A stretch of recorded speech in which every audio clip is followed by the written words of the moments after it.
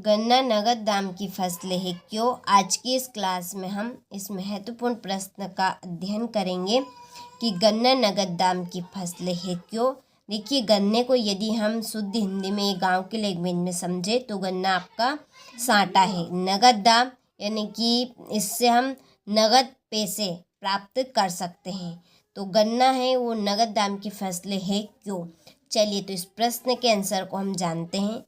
तो देखिए कि नगद व व्यापारिक फसलों से आशय उन फसलों से है जो प्रत्यक्ष रूप से भोजन के लिए उत्पन्न नहीं की जाती है किंतु इन्हें बेचकर नगद राशि प्राप्त की जाती है। इनमें कपास, चाय, कॉफी, तिलहन, सोयाबीन, गन्ना, तंबाकू, रबर आदि है। तो क्या हमारा गन्ना नगद दाम की फसल।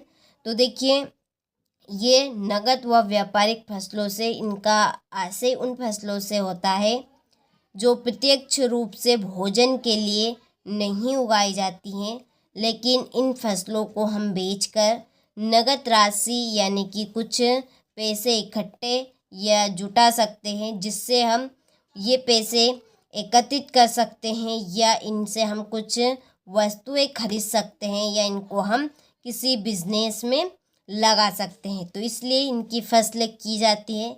तो इनमें आपकी कपास, चाय, कॉफी, तिलहन, सोयाबीन इस तरह की बहुत सारी फसलें आती हैं कि जिनसे हम नगद राशि प्राप्त कर सकते हैं। तो आपको ये प्रश्न समझ में आ गया होगा कि जो गन्ना है वो नगद दाम की फसलें क्यों है, क्योंकि ये फसलें भोजन के लिए नहीं उगाई जाती है।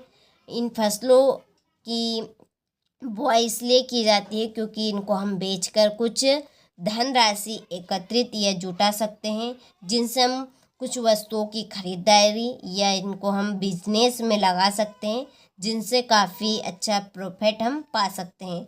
तो ऐसे आपकी कपास, चाय, कॉफी, तिलहन, सोयाबीन की फसलें हो गई, गन्ने की फसल, तंबाकू की फसल, रबर की फसल हो गई। तो इस तरह की आपकी बहुत सी फसलें होती है कि जिनकी जो उगाई बुआई कराई जाती है वो किसके लिए की जाती है कि इनसे हम कुछ नगद राशि प्राप्त कर सकें।